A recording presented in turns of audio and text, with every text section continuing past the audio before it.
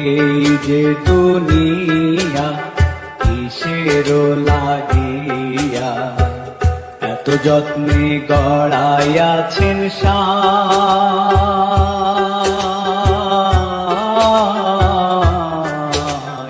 এই যে দুনিয়া